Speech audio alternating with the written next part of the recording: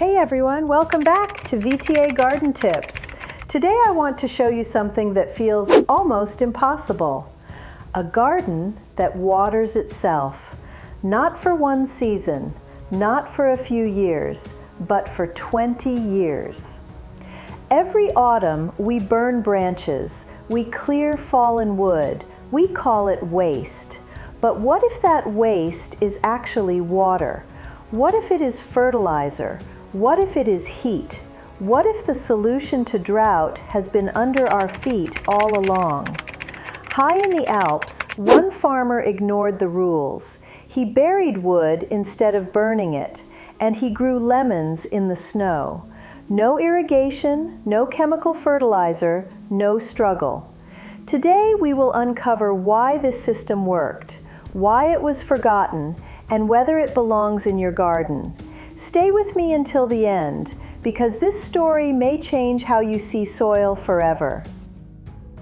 The farmer who refused to burn wood. The man behind this story did not call himself a rebel. His name is Sepp Holzer. He was born into farming, raised in the Austrian Alps, surrounded by steep slopes, snow, and thin soil. Where others saw limits, he observed patterns, water flow, frost pockets, how forests feed themselves without human help. In the 1980s, he made a simple decision. He stopped burning wood and started burying it. That choice put him on a collision course with modern agriculture. Inspectors arrived with clipboards. They measured his terraces. They fined his ponds. They called his land dangerous. Flat fields were the rule. Straight rows were the law. Nature was supposed to be controlled. But Holzer built hills. He stacked rotting logs. He planted fruit where only grass survived before. They said it would flood. They said it would erode. They said it would fail. It did the opposite. The soil that drinks water.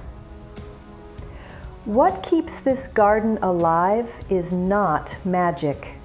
It is not hidden pipes. It is not secret irrigation. It is physics. At the heart of every mound lies rotting wood, logs, branches, forest waste we usually burn. As wood decays, its structure changes. Tiny tunnels open inside, cell walls collapse. Rain and snowmelt seep in, and the wood swells like a sponge. Scientists have measured this. Old pine logs can hold 5 times their dry weight in water. That is over 500%. Oak breaks down slower, but it still absorbs double or triple its weight. This water does not drain away. It stays locked inside the mound. During summer heat, when topsoil cracks, roots grow downward. They find moisture where the eye sees only dust. Push a moisture probe into a Hugelkultur bed in July. The numbers do not lie. 40 to 60% soil moisture. Meanwhile, nearby gardens run hoses day and night. This is why the mound waters itself. Every storm recharges it. Every snowfall feeds it. The wood releases water slowly, only when plants need it.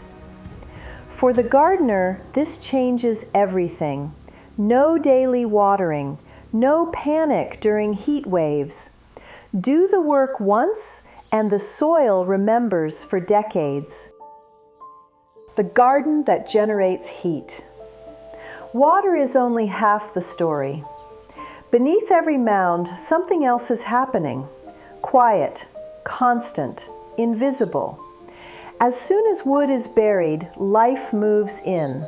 Fungi, bacteria, microbes, they begin to eat.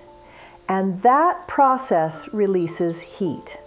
Not fire, not steam, but steady warmth.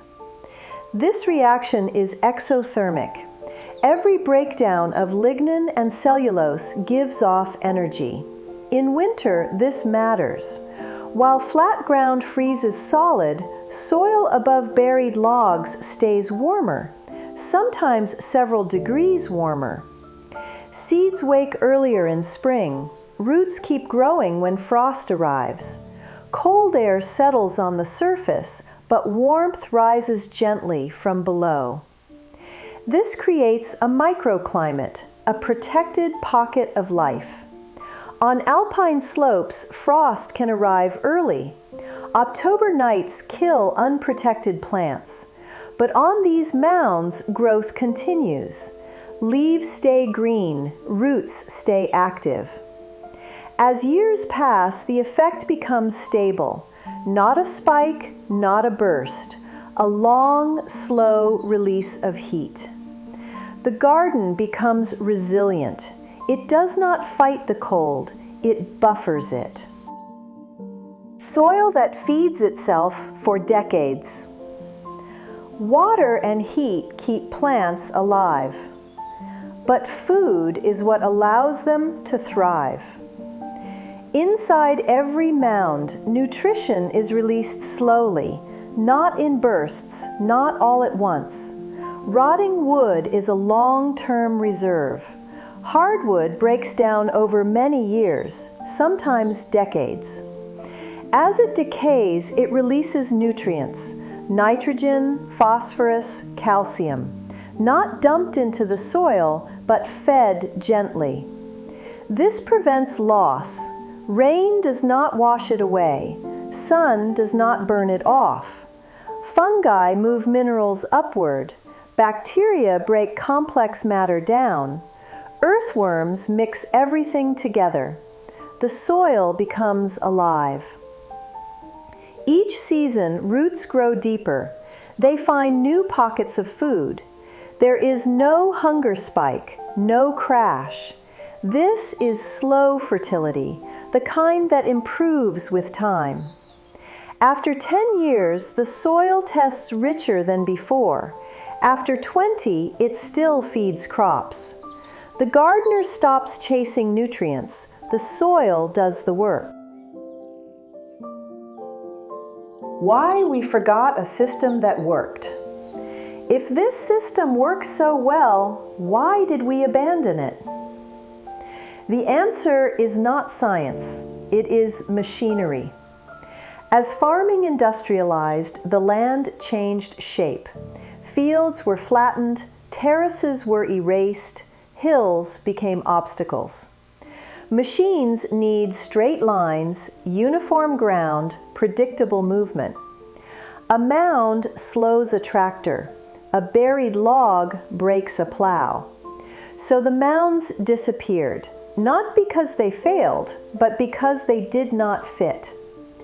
Brush was burned, logs were cleared, the soil lost its memory. Flat land demands inputs, fertilizer, irrigation, fuel. What was once stored underground had to be added from above. Speed replaced resilience. Scale replaced patience.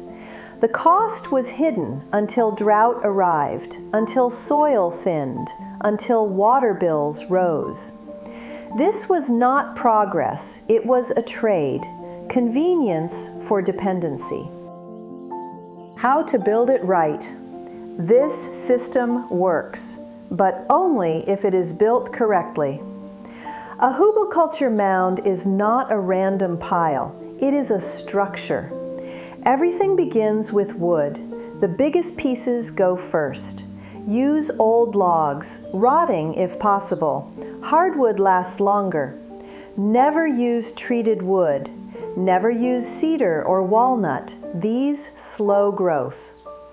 Lay the logs tightly, no gaps, no air pockets. Next comes smaller branches, twigs, brush. This fills space. It adds structure. Then comes nitrogen, fresh grass clippings, manure, green plant waste. Rotting wood consumes nitrogen. If you skip this layer, plants will starve. Yellow leaves are a warning.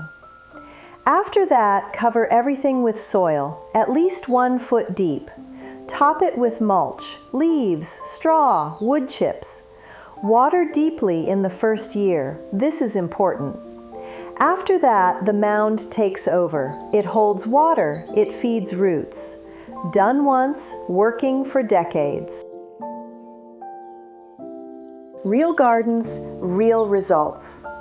This is not a theory.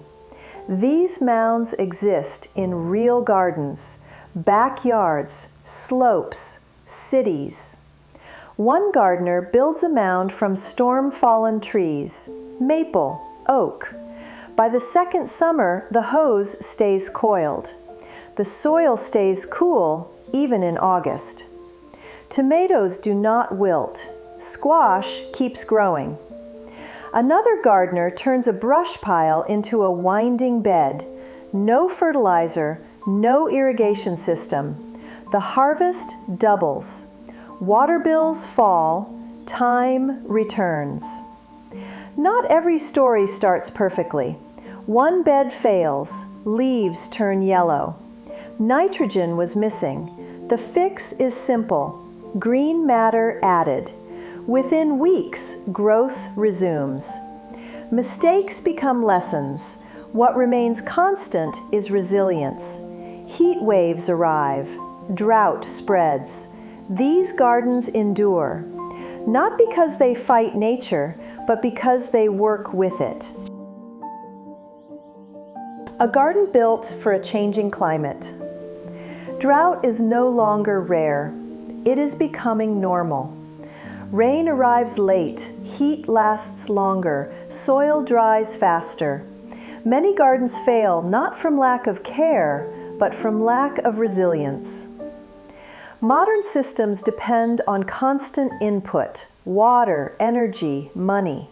When any one of these breaks, the system collapses.